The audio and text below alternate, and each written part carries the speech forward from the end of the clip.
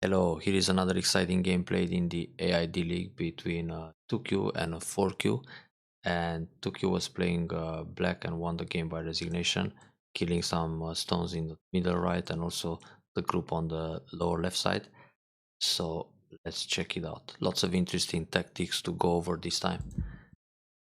So first of all, we have two facing Komokus in the top, a Komoku and a Hoshi. Black got his Shimari, white attacks the top left corner. Now generally, nowadays, it's more common to attack low. And the reason is that when white plays the high approach, which is still fine most of the time, black will go for this attach and grabs the corner. And in the local variation, the corner is considered better for black than the outside potential that white gets.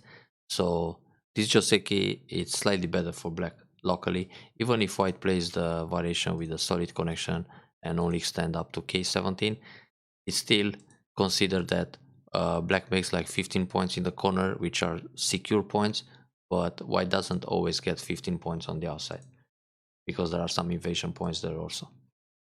So moving on with the game, black can play the P2 move, sorry, like this.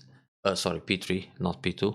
Just approach the corner, a low Kakari, and then after white defends, for example, Q5 or Q6, black can also play the inside approach at F3. But it's a matter of choice actually. In general, the priority is to attack the Komoku stone and then the Hoshi, but of course, it's also fine to play F3 and then continue with the attack on the Komoku stone. But black continues locally, the classic variation.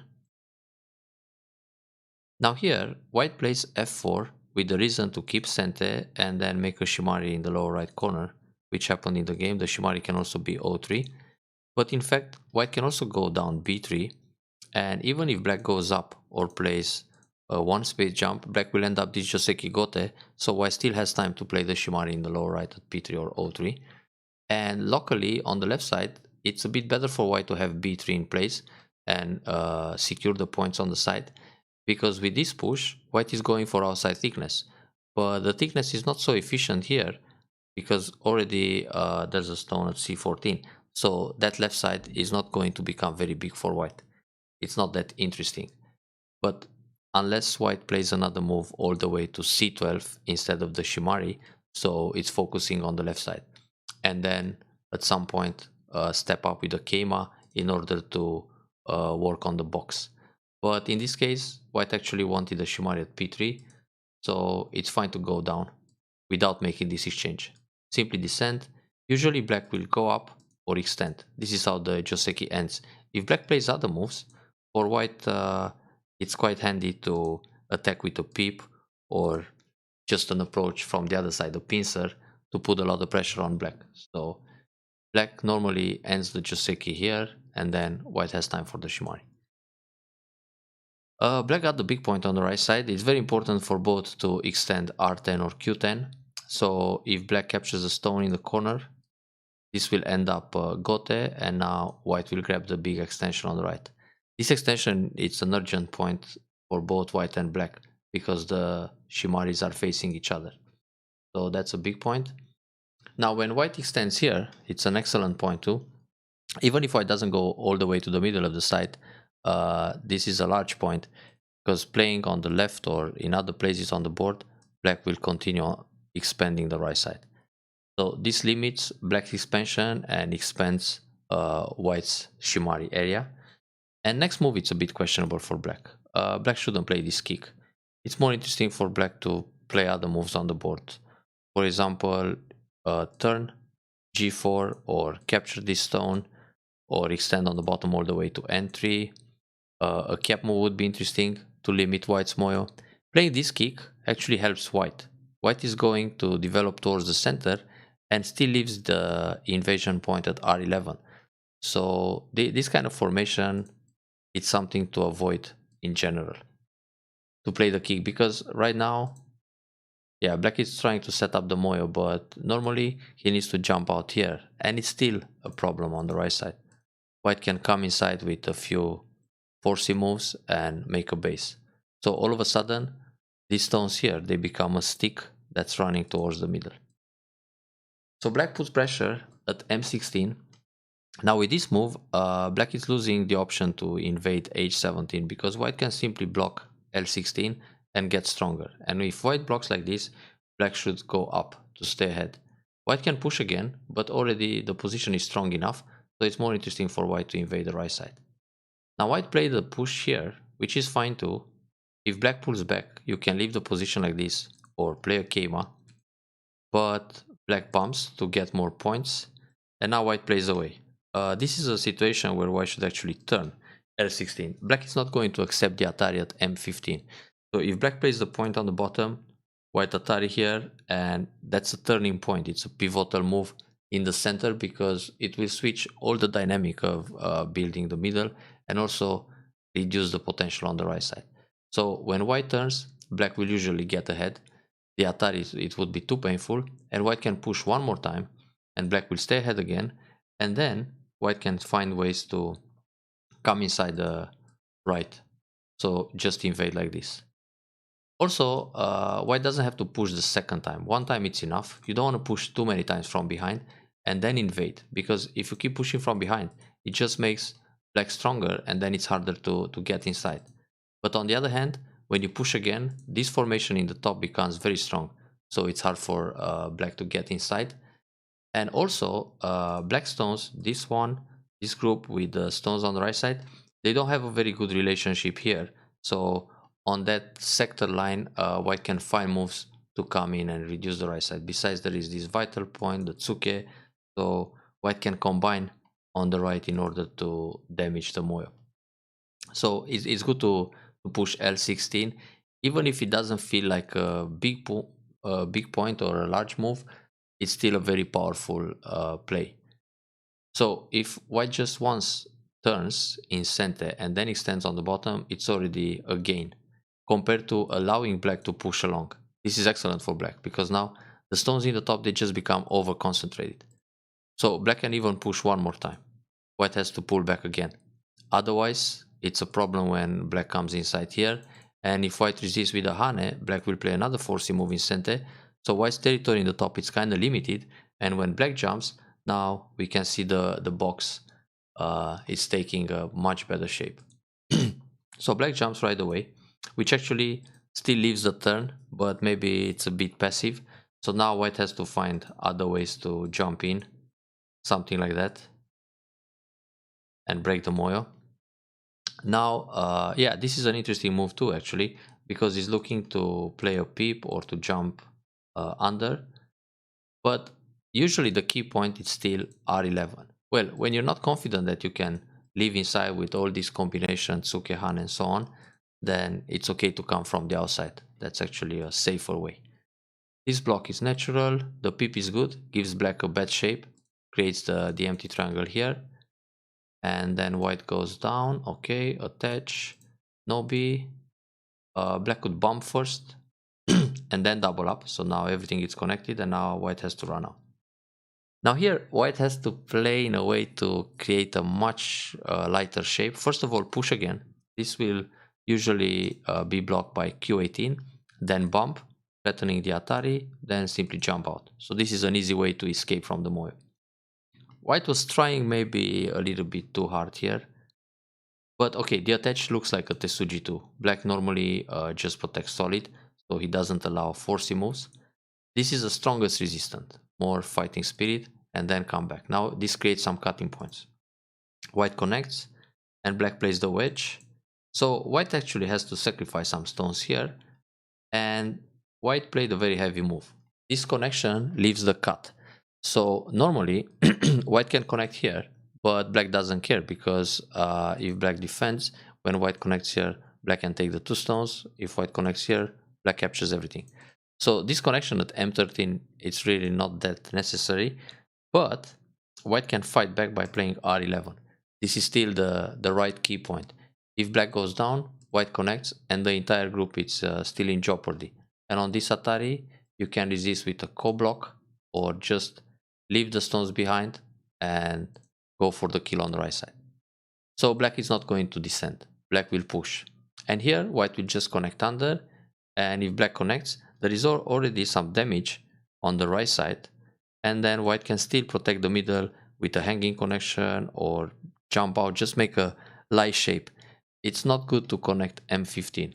Once this move is played, it's like white is trying to save everything, but it just leaves more problems behind. So black cuts, and if white connects here, black extends. There are going to be more heavy groups and probably more captures. This connection, it's a bit strange. I think the plan is to play the wedge and try a combination to cut, but black could simply double up or play a flexible move or a solid move, but it doesn't look like a fine tactic to make this kind of empty triangle just to prepare some kind of co-cut agi. So it feels a little strange. It's more interesting for white to play, for example, Atari from the outside, and if black captures Atari again, black connects, and now it makes sense to connect here because it's a defense against the cut, and on this Atari just turn, give up the center stones, and go for the right side. So also I think it's normal just to connect, black extends, and then jump along. But the problem is, why connect here and then lose all those stones? So yeah, here white played a little bit hasty. And now this variation on the right is trying to save some face in the way that white could damage the moyo much more effective, and now he kind of got punished. So yeah, a co-fight, and it's not so easy to find a co-threat. Still too early in the game, and it's a very spectacular co. I mean, it's a do or die co. If white, if black answers one co-threat, when white captures, white is going to capture again. White is not going to answer co-threats now, just take more. So black needs to connect, then white connects, and this fight starts to look promising for white in the center. Therefore, black eliminated the co, and now white cut the left side. That's good. Got a cut on the outside and set up the ladder. If the ladder doesn't work, white always extends. Actually, it's not too bad, because originally this was black moyo, and now, well, it turned out into a very solid territory capturing those stones, but white got a lot of potential on the left side. Now with this ladder, black is going to play a ladder breaker, so this is obvious that white needs to capture the stone here. But if white wants to resist in the fight, because the ladder breaker actually is not going to damage so much on the right side, so when white captures, black can go here, white connects, and that's pretty much it. White will reduce the bottom. But now white mindset is that he wants to resist and fight everywhere because he feels behind after losing those stones in the middle. So white plays here and then black comes out. Now here, even if black comes out from the ladder, white should resist in the fight by playing an Atari and then connect. And if black comes here, white is ahead, and there's a running group in the middle for black. So I still fix the top and the left side while black is coming out. Also, white can play another Atari and then connect with double hanging connection. On this Atari resist, turn, just extend, Atari connect, push along, and black again extends to the middle. And then of course white should do something to separate this bottom stone, the ladder breaker. Now it's important to play at least one Atari, because if white plays away, it's very easy for black to capture these guys. It's a Dametsumari. So one Atari, then a second Atari, and connect solid like this, or hanging connection, or just don't play the second Atari, connect right away and jump along. So this happened in the game. Black captured. And now white is trying to overplay to build more. Normally the extension is only d10. But in fact for white it's still important to play something like p8 and make sure this guy dies. Because the whole point of resisting here was to capture the ladder breaker and allow black to go out from the ladder. So at least this would be the normal trade. Take the ladder breaker if black also damaged the top left area. So white is trying to build big on the left side. Well, when white blocks here, of course black will jump in because he's strong enough, but here white can still fight. It's fine. Those two stones will not die. So black comes in. That's fine. Keep the right side. Now we have another fight going on here. Tuck, tack, tack, tack, tack. Ooh, this can finish in a few moves. It's difficult for white to escape now. Yeah, the group just dies inside.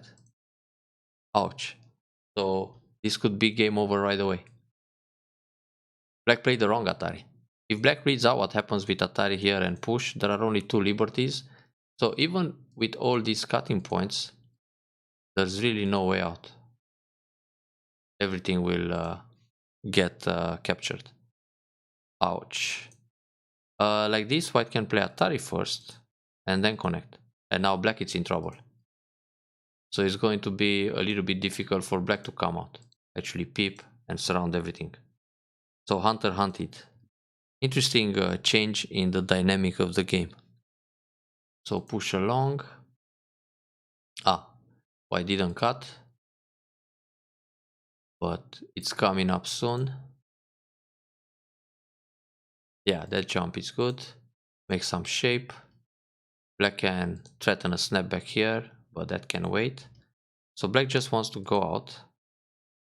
And actually for black it's very good to block here at the bottom. Keep everything connected. Well, in the end, black only lost 2 stones. But now it feels like white can come back a little bit.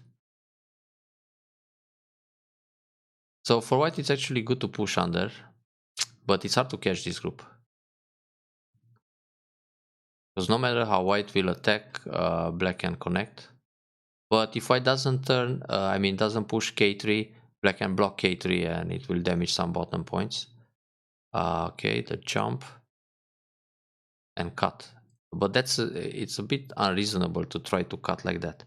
Normally the cutting point is here, but of course black will sacrifice and white can try to prepare a little bit with a jump like this.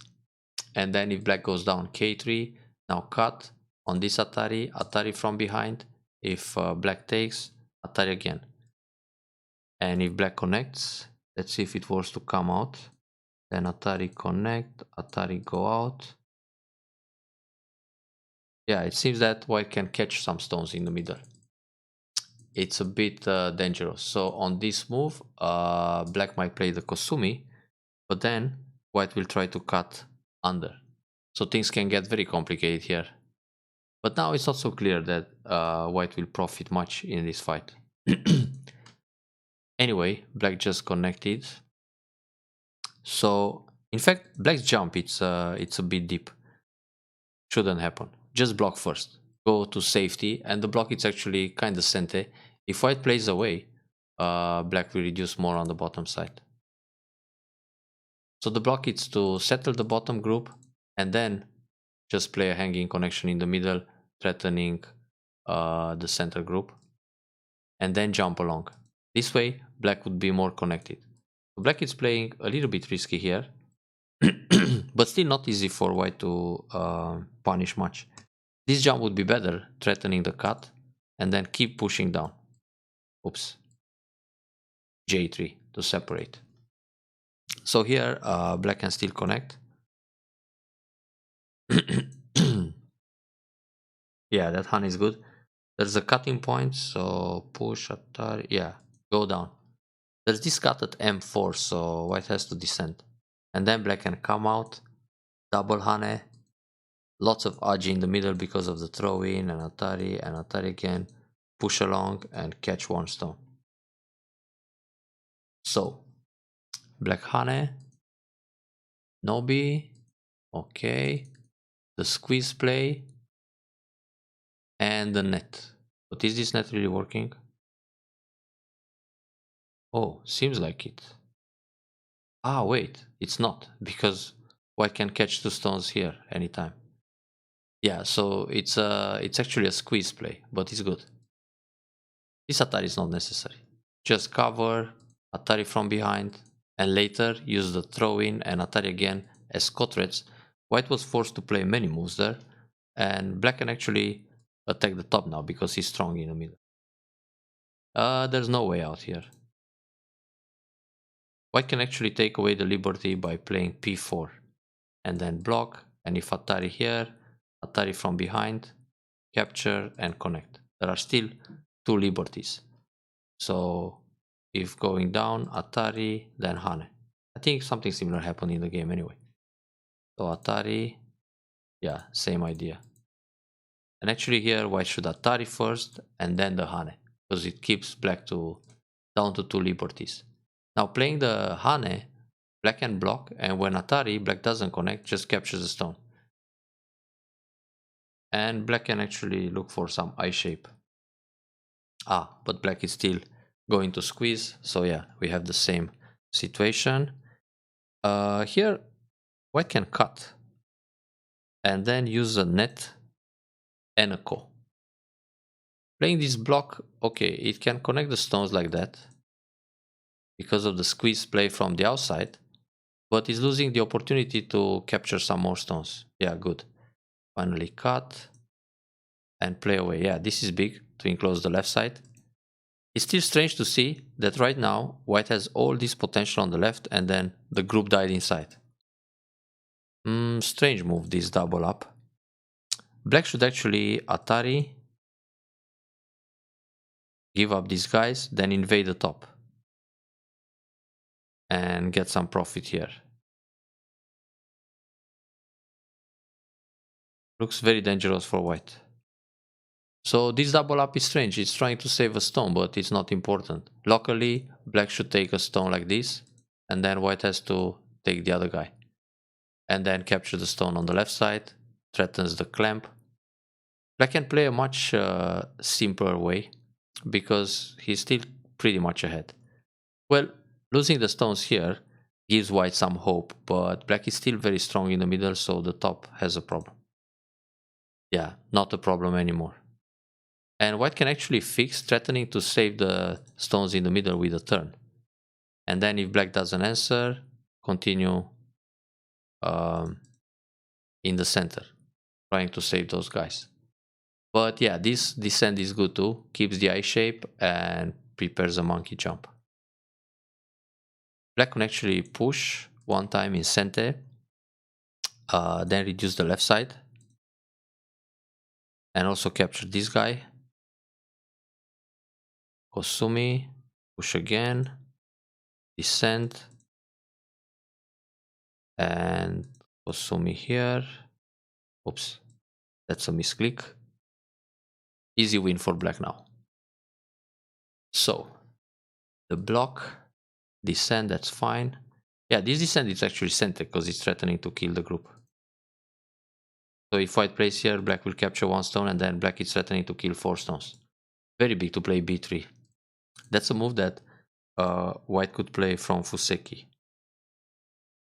Capture the stones. Let's see if there's a better way. Tac, tac, tac, tac. Fuck. Yeah, this would be center, but it loses some points. And this is dangerous because of the Atari. Yeah, it's kind of proper for white to take. Okay. That's fine. The cut, it's a little bit dangerous. Should just double up. And if black goes here, white connects under. If black goes down, white cuts. And now there's nothing in the middle. This is the proper way to defend. So Atari, Atari again, Sente, and cut. Ouch, that was expensive. So that's how white died on the left side. Simply go down here. And then it's fine. Nothing for black to gain in this fight. So that left side shouldn't die. Yeah, expensive. Actually, white can play Atari, black will take, and white can connect under. But it's still very profitable for black to reduce all the left side and catch 2 stones in center. But at least white could connect under. When Atari, if black connects, Atari again, if black captures, Atari again, and then connect in the center. So if black takes a stone, it's going to be gote. That's a 4 sequence. Playing like this, black can descend. And now, ouch. No way out, huh? Squeeze it center. And the net works. Oh la la. So white just died inside for free. No compensation. This is a situation where white can actually resign the game.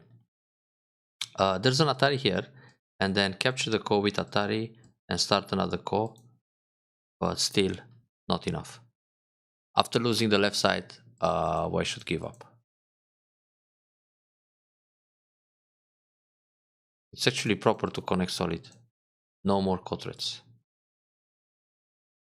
And there are eye shapes anyway. Oh no, this is not a core.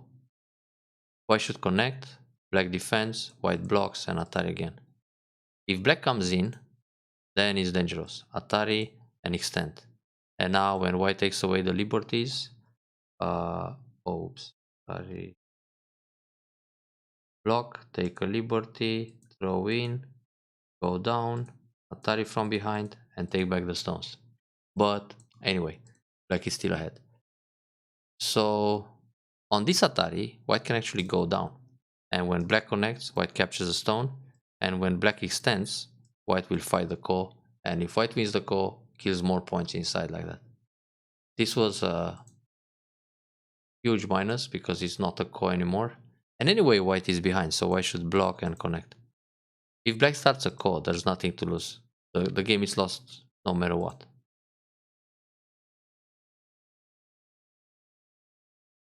So that was it. Only small points and neutral points. So overall, this game had two critical moments of the fights, like the right side when white tried to reduce the moyo and kind of failed with that uh, attempt, and the left side could be all connected and safe. So, and actually there was another critical moment in the middle where black managed that squeeze. Well, black could finish the game in one stroke there, but then white had a chance to kill more and get the situation a little bit unsettled on the bottom. Anyway, overall an exciting game. So I hope you learn a lot from the variations and all these missing opportunities and tactics. Enjoy.